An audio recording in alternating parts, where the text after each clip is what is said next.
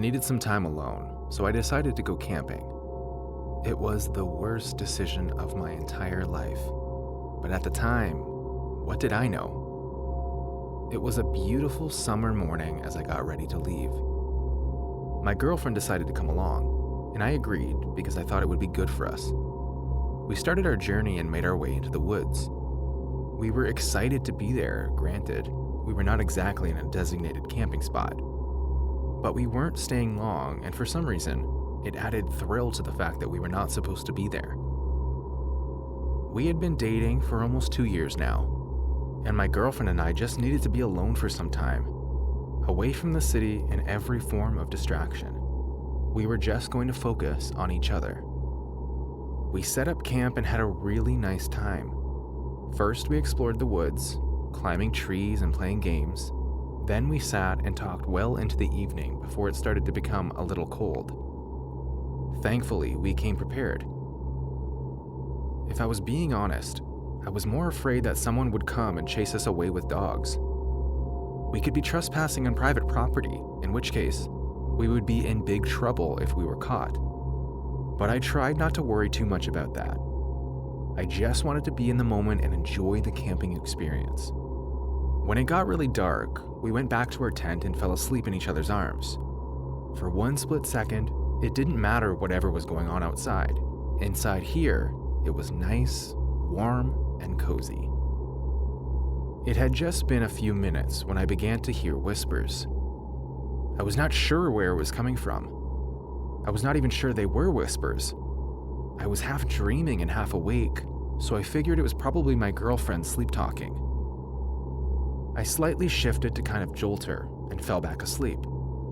A few minutes later, I heard the whispers again. They were faint, like they were distant, but how come I could hear them so clearly? I tapped my girlfriend, but she was too sleepy to wake up, so I paused and lay still. My eyes were wide open when suddenly, I heard a zip sound. Someone was trying to open up the tent from outside. But that was impossible. How would they zip down the tent from outside? But I had my answer right before my eyes. I watched our tent zip down on its own. There was no force controlling it, and there was nobody outside. I moved and my girlfriend woke up. Placing my hands on her lips, I shushed her and grabbed the flashlight, more to use as a weapon than to use to see. But I couldn't move. I was too scared. What if something was out there? What if this was some sort of trap to lure us outside? Maybe I should just try to close back the tent. My girlfriend was terrified and I didn't blame her. I could barely stand myself. And the air in my lungs seemed to be frozen in place. Suddenly, the roof of the tent began to cave inwards, and when we looked up, we could see several fingers pushing down against the roof.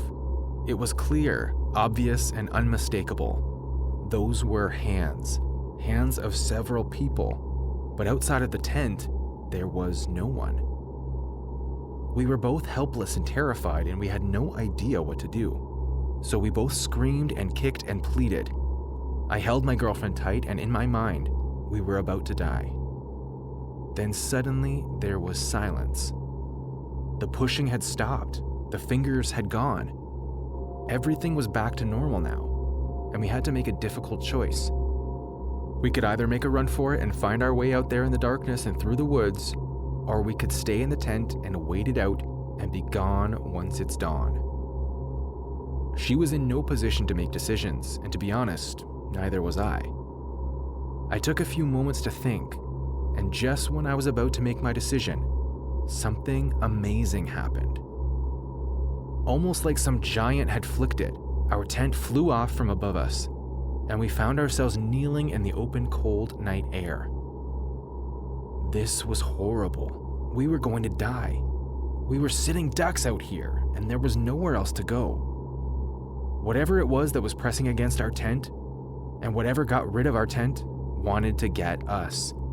It was obvious, but what was it? In a frenzy, I stood to my feet and turned on the flashlight. It was still pretty dark and the light was barely bright enough to see just a few feet ahead of us. I held my girlfriend's hand tight and pulled her along. I had decided to make a run for it, and whoever or whatever it was that wanted to get us would have to catch us running. I hadn't even run a few feet when a strong force pulled my girlfriend away from me, backwards, and she screamed my name as she fell to the hard ground a few yards away from where I was.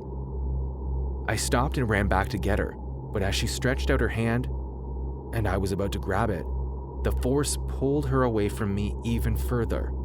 By now, she was crying and pleading. I hated seeing her like that, in such panic and fear, so helpless. I was determined to do whatever I could to rescue her, even if it took all night. I ran again towards her, but just as I was about to reach for her again, the force pulled her back again away from me. I stumbled and fell. My eyes were full of tears too, and I could hear my heart beating louder than it ever had before. I couldn't see well in front of me because of the darkness, but I could hear my girlfriend in the distance calling my name and pleading that I shouldn't leave her. She wanted me to save her. But I couldn't help but feel this was some sort of trap. Something, whatever it was that was doing this, was luring me, and I couldn't figure out why. I decided to give it one more chance, and as I reached her and grabbed her hand, there was no pull. I lifted her up from the ground and put her on my shoulder.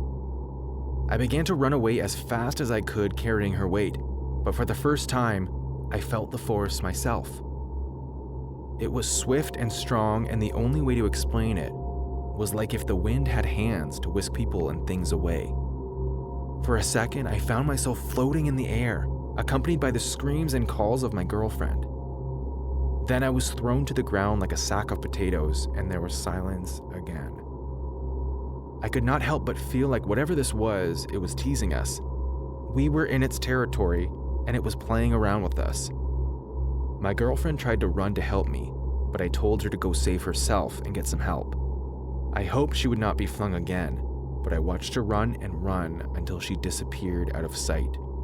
She was safe. Maybe the coast was clear for me too. With great difficulty, I tried to stand to my feet. My spinal cord felt like it had taken a big hit and my legs were hurting all over. I tried to limp my way out of the woods, but just after a few steps, I felt the force fling me again, this time farther, until I slammed into a tree and blacked out. Reports were that I was found unconscious in the woods after my girlfriend ran to get help. I still don't know what it was that was attacking us, or why.